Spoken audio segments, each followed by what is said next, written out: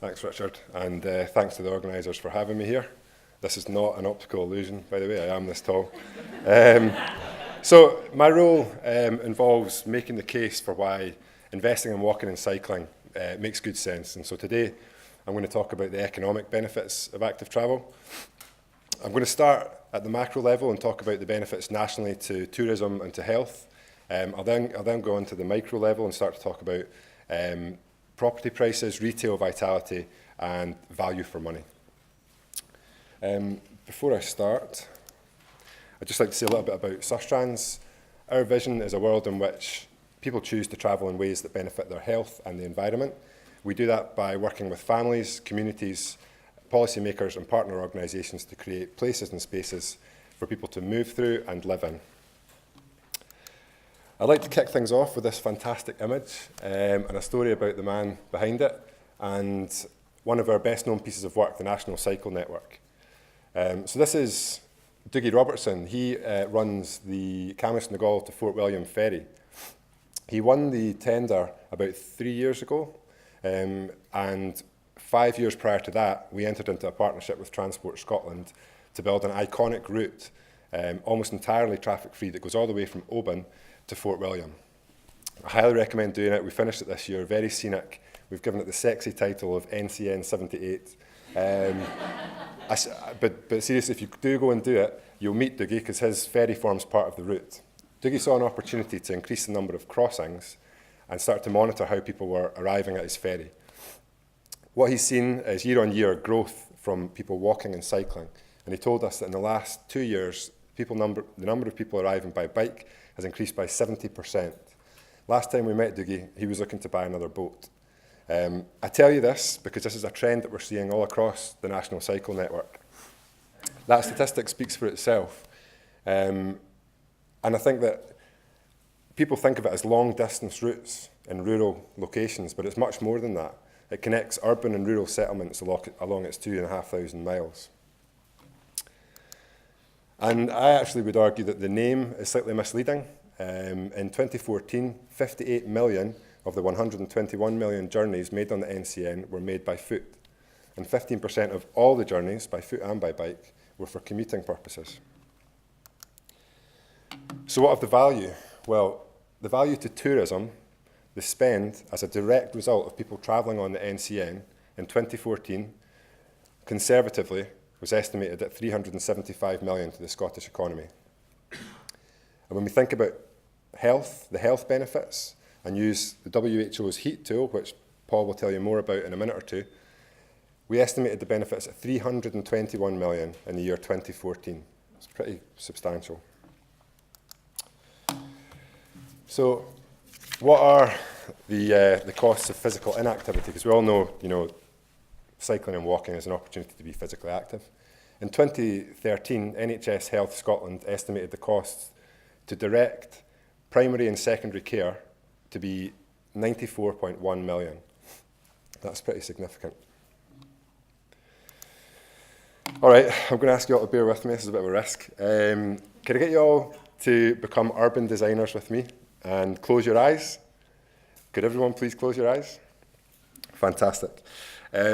Now, could you imagine somewhere that you might go to meet friends, family, maybe grab a coffee, have some lunch, somewhere that you can go to access all the services and the shops that you need, a place that you'd want to spend time in, not just travel through, somewhere that you'd feel safe letting children play around, maybe somewhere you've been for a city break.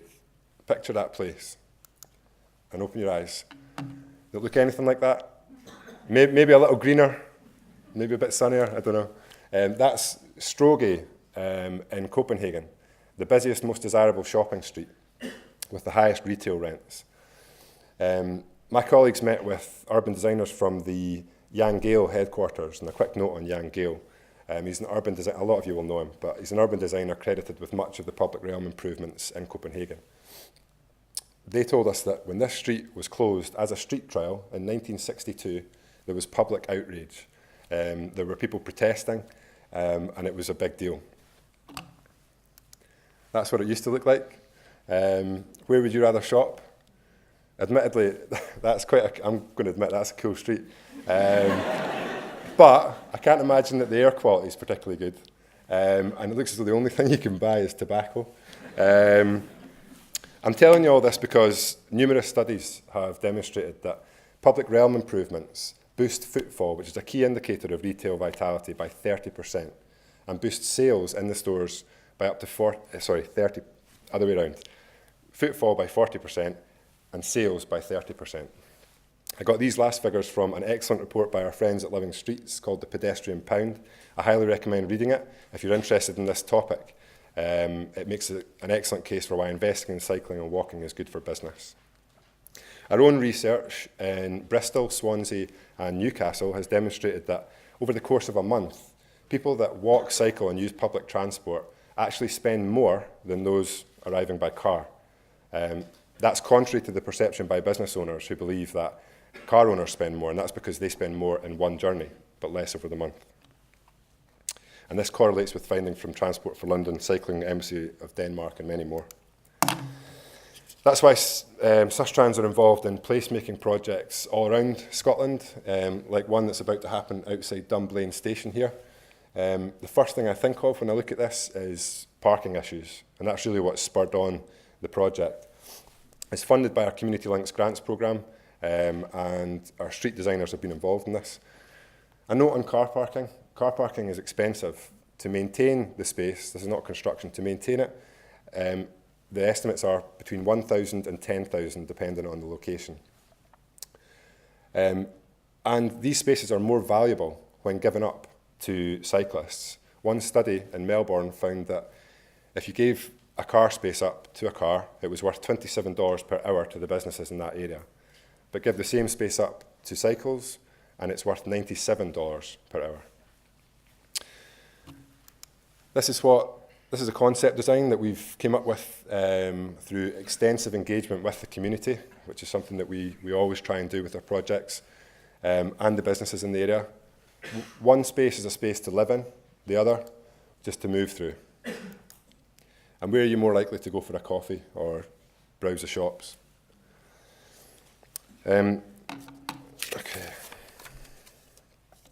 Oh, sorry, another thing. A study in Main Streets in California of their Main Streets program found that public realm improvements such as this actually decreased the number of storefront vacancies by 76%. And the Commission for Architecture and the Built Environment also found that similar projects in London boosted property prices by up to 5%. This is Christine Bell of Communities Along the Carron Association. She's opening the Dorritor Bridge, which is a project we funded through our Community Links grant programme. It cost in the region of £350,000. The estimated value to the economy using the Scottish Transport Appraisal Guidance, STAG, was in excess of 6 million. That's a benefit to cost ratio of 17.1 to 1. To be completely impartial and give you an insight, a roads project, a project that was seen as good value for money, was the A8 upgrade. The benefit to cost ratio was 2.9 to 1. This is another project that connects Peebles to Innerleithen. Benefit to cost ratio was 23.1. And a note on STAG, it doesn't actually include changes to air quality, decongestion, noise reduction, or journey quality. WebTag, the Department for Transport's appraisal system, does. And when you include those, the benefit to cost ratio jumped to more than 39.3 to 1.